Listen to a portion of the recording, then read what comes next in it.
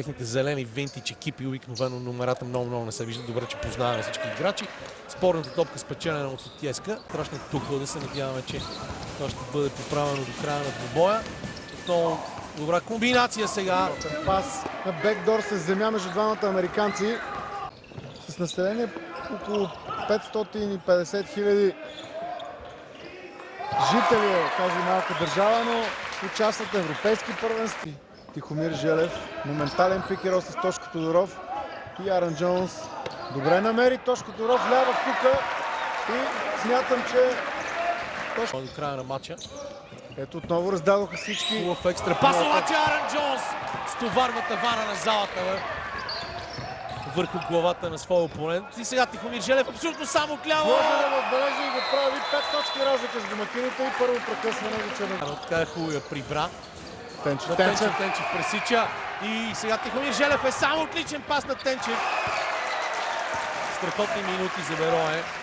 Академик все пак отбеляза втория. Около 41% му е разполагаемостта за сезона, докато от тройката тук. Сега Брандис Рейли Рос. Разликата е намалена само на 6 точки, за съжаление, но той веднага прави всичко възможно, за да поправи това.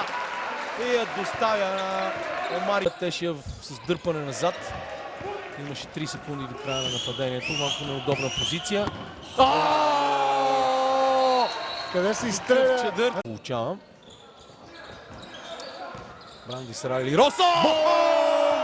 Ето вече официално имаме шоутайм! 50 и повече, 16 срещу 12. А също така да видим и важния показател. Имат грешка. Панс, но Джонс успя да го овладее.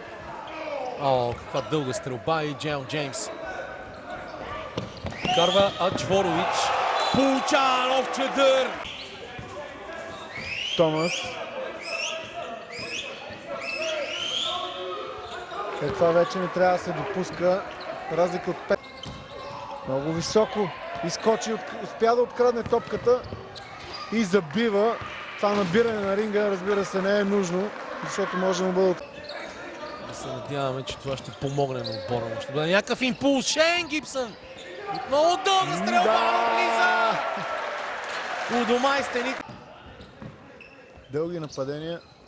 Това им е нужно, но пък Шейн Гибсън, когато е сам, не пропуска да прониже коша от тройката.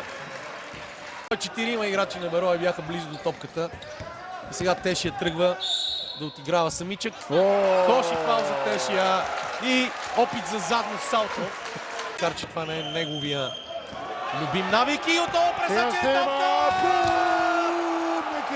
Ники Никол! Забивка Мелница. Беройци много бързо, 27 точки разлика. Страхотна устойчивост показва и нашата GoPro камера на Коша Василев, но все пак 104 на 76. 28 на 9 за Берое в последната четвърт.